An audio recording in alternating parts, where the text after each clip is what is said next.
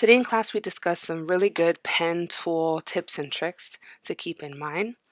And today's challenge is really about using less anchor points than more. A lot of times when people first start using the pen tool, they get really heavy-handed with their anchor points because they feel like they're in more control.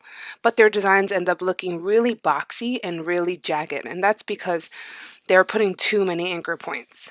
So to practice the skill of less is more, we're going to challenge ourselves to only use 4 anchor points to create the base of the balloon, not the little piece on the bottom or the string. And to do that, we really have to think about placement. Let's take our pencil and let's think about where we should be placing anchor points. I always like to place in the middle of a curve, right? This large curve on the top of the balloon. I'm going to click and drag. One of the techniques I gave you today was to hold shift. It'll keep your anchor point and handles really even, so you have a lot more control. I'm going to cut this next little curve in half as well and put an anchor point right around halfway through this curve and click and pull. And again, I'm pulling really gradually and really thinking about how these handles are working in relation to my shape. My handles never cut into my shape. They always lean against my shape. Okay, I'm going to put one in the center on the opposite side, on the base of the balloon. So far I have 3. I'm only allowed 4.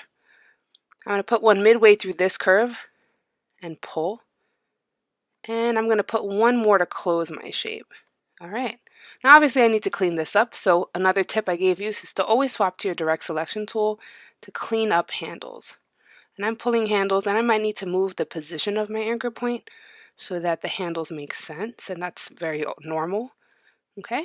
And that's how you create your base. Now to create the bottom part of this balloon, I'm going to zoom in even closer.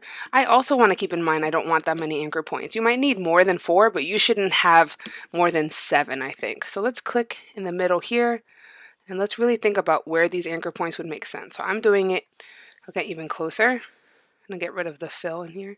So you can see I have 1, 2, 3. I'm going to put one up here. I'm going to clip my curve by clicking on my last anchor point because I don't need that handle. Let's see, I'm going to clip this again, and maybe one over here. Okay, I'm not clicking every few inches to put another anchor point. That becomes really jagged. And if I feel like some of my anchor points are not in a great location, again, I often move my anchor points around and move my handles around. I never end up with a perfect drawing the first time I draw it. I always tweak it afterwards. All right, and the last thing you're going to draw for this is this line. So this you will not need a fill for, right? We're just going to keep a thick stroke to make the string.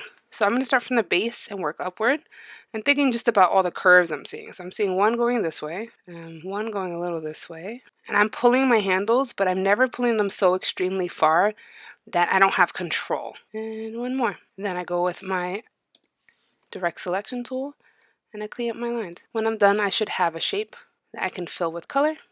Should look exactly like this. For part 2, we're going to practice these balloons, and we're really making one balloon again. This one has a slightly different shape, but you're still going to be challenged to only use 4 anchor points on the base.